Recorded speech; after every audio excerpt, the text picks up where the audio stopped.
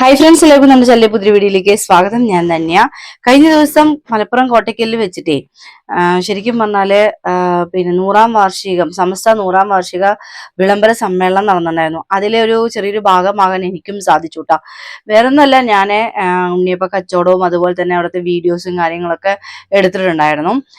അപ്പോൾ എനിക്ക് ഏറ്റവും കൂടുതൽ ഉസ്താദിന് ഇഷ്ടപ്പെടാൻ കാരണം എന്താണെന്ന് പല ആളുകളും ചോദിക്കുന്നു. അതേപോലെ തന്നെ പല വിമർശനങ്ങളും പറയുന്നുണ്ട്, പല ആൾക്കാർ പല കുറ്റങ്ങളും പറയുന്നുണ്ട്.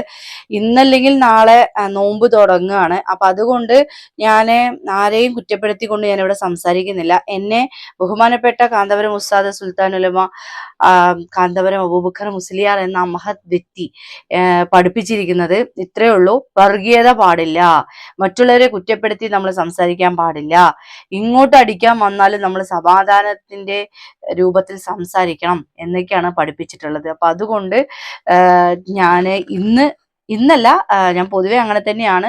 അത്രയും ക്ഷമ കെടുമ്പോൾ മാത്രമേ ഞാനും എതിർത്ത് സംസാരിക്കാറുള്ളൂ കേട്ടോ. അപ്പോൾ എന്തായാലും ഈ ഒരു മറക്കാൻ പറ്റാത്തൊരു ദിവസം തന്നെയായിരുന്നു. കാരണം ഞാൻ കൊണ്ടുപോയ ഉണ്ണിയപ്പം അരമണിക്കൂറും കൂടി തികഞ്ഞില്ല കഴിയാനായിട്ട്. അപ്പോൾ ഉണ്ണിയപ്പം കഴിഞ്ഞതിന്റെ വിശേഷങ്ങളല്ല ഇപ്പോൾ ഞാനിവിടെ ചർച്ച ചെയ്യുന്നതും. എത്രയോ വർഷങ്ങളായി മനുഷ്യർക്കൊപ്പം എന്ന പ്രമേയവുമായി ബഹുമാനപ്പെട്ട കാന്തപുരം ഉസ്താദ് മുന്നോട്ട് കൊണ്ടുപോയിരിക്കുന്ന അല്ലെങ്കിൽ മുന്നോട്ട് വെക്കുന്ന ഓരോ കാര്യങ്ങളും ഇപ്പോൾ യാഥാർത്ഥ്യമാകാൻ പോവുകയാണ്. ഉസ്താദ് എനിക്ക് വേണ്ടിയോ നിങ്ങൾക്ക് വേണ്ടിയോ അല്ല, എനിക്കും നിനക്കും വേണ്ടിയിട്ടോ അല്ലെങ്കിൽ നീയും ഞാനും നേരാവണ്ടെന്ന് വിചാരിച്ചിട്ടോ അല്ല ഉസ്താദ് പ്രധാനമന്ത്രി നരേന്ദ്രമോദിയെ കാണാൻ പോയിരിക്കുന്നത്. എനിക്കും നമ്മൾക്ക് എല്ലാവർക്കും വേണ്ടി തന്നെയാണ് അദ്ദേഹം അവിടെ പോയി സംസാരിക്കുന്നത്. 94 വയസ്സായി, വീട്ടിലിരുന്നാ പോരെ ഉസ്താദിന്? ഇത്രയും പ്രായമായില്ലേ? എന്നിട്ടടക്കം ഉസ്താദ് 1 മിനിറ്റ് പോലും ഒഴിവില്ലാതെ ഓടുന്നത് എന്തിനാണ്?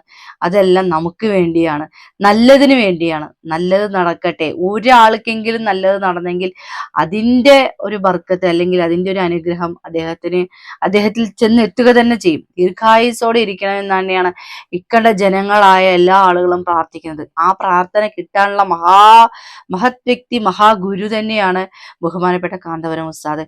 എനിക്ക് ഉസ്താദിനെ വ്യക്തിപരമായിട്ട്, അതായത് എന്താ പറയാ, അത്ര അടുത്ത് കണ്ടിട്ടോ സംസാരിച്ചിട്ടോ അല്ല. നമ്മളിൽ പല ആളുകളും ഉസ്താദിനെ നേരിട്ട് കണ്ടിട്ടോ സംസാരിച്ചിട്ടോ ഉള്ള വ്യക്തികളല്ല. പക്ഷെ ആ ഉസ്താദിന്റെ പ്രവർത്തനങ്ങളെ നെഞ്ചോട് ചേർത്ത് കൊണ്ടുപോകുന്ന ആളുകളാണ് നമ്മൾ ഓരോരുത്തരും, അല്ലെ? എന്നിട്ടടക്കം ഓരോ ആളുകളും ഓരോ കമന്റ് ഇടുന്നു, ചെയ്യുന്നു. ഈ പറയുന്ന ആളുകളൊക്കെ ഇദ്ദേഹം ചെയ്യുന്നത് പോലെ എന്തെങ്കിലും ഒരു കാര്യം ചെയ്തിരുന്നെങ്കിൽ എന്ന് ഞാൻ ആഗ്രഹിച്ചു പോവുകയാണ് കേട്ടോ. ഒരാളെ ചെയ്യാനും വിടില്ല, എന്നാൽ മറ്റുള്ളവർ ചെയ്യുമ്പോൾ കുറ്റം പറയാനായിട്ട് ഒരുപാട് ആളുകൾ ഉണ്ടാവും. ഒരു കാര്യം ചെയ്യുമ്പോൾ അതിനൊരു നെഗറ്റീവും പോസിറ്റീവും ഒക്കെ ഉണ്ടാവും. പക്ഷെ എന്തായാലും ഈ ഒരു ആർത്തിരമ്പിയ ജനക്കൂട്ടത്തിനിടയിലൂടെ ഉണ്ണിയപ്പ കച്ചവടവും അതുപോലെ തന്നെ ഉസ്താദ് ഇങ്ങനെ ഒരു പ്രസ്താവന പറയുമ്പോൾ ആമീൻ അല്ലെങ്കിൽ അങ്ങനെ ഒരേ സ്വരത്തിൽ സംസാരിക്കുന്ന ഒരു സംഭവം ഞാൻ കേട്ടു.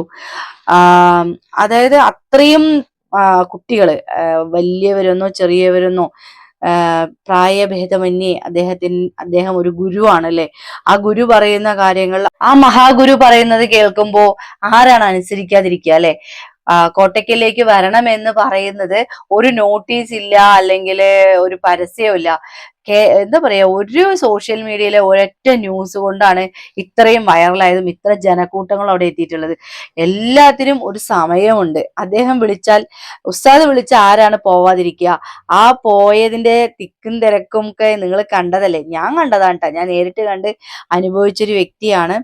അപ്പോ ഒരുപാട് കാര്യങ്ങൾ ഇങ്ങനെ പറഞ്ഞുകൊണ്ടേയിരിക്കും. പക്ഷെ പിന്നെ എന്താ പറയാ, ഇത് കണ്ടിട്ട് സഹിക്കാൻ വയ്യാത്ത ആളുകളാണ് ഈ കമന്റ്സ് മുഴുവൻ ഇടുന്നത്. ഇട്ടോട്ടെ, യാതൊരു വിഷയമല്ല. മുന്നോട്ട് പോകുന്ന ആളുകൾ മുന്നോട്ട് പോയിക്കൊണ്ടേയിരിക്കും. ആ മുന്നോട്ട് എന്തൊക്കെ തടസ്സങ്ങൾ വന്നാലും അതിനെ മാറ്റി നിർത്താനുള്ള സൊല്യൂഷൻ കണ്ടെത്തിയിട്ടേ ഉസ്താദ് മുന്നോട്ട് പോയിട്ടുള്ളൂ. ഇന്നും അങ്ങനെ തന്നെയാണ് അദ്ദേഹം ചെയ്തുകൊണ്ടിരിക്കുന്നത്. ആ പ്രവർത്തനങ്ങളെല്ലാം നെഞ്ചോട് ചേർത്ത് വെക്കുന്ന ഒരു വ്യക്തി കൂടിയാണ് ഞാൻ. അപ്പോൾ എന്തായാലും ജനുവരി 27-നാണ്, ജനുവരി 28, 29, 30, 31 തീയതികളിലാണ് സമസ്തയുടെ 100-ാം വാർഷികം നടത്താൻ തീരുമാനിച്ചിരിക്കുന്നത്. അതും മലപ്പുറത്ത് വെച്ചിട്ടാണ്. അപ്പോ എന്തായാലും ഉസ്താദ് പറയണ പോലെ ഇൻഷാ അല്ലാഹ് ആയുസ്സും ആരോഗ്യം ഉണ്ടെങ്കിൽ ഞാനും ഉണ്ടാവും അവിടെ. അപ്പൊ എന്തായാലും ഇന്നത്തെ വീഡിയോ ഞാൻ അവിടെ വൈൻഡപ്പ് ആക്കുന്നു. നന്ദി, നമസ്കാരം.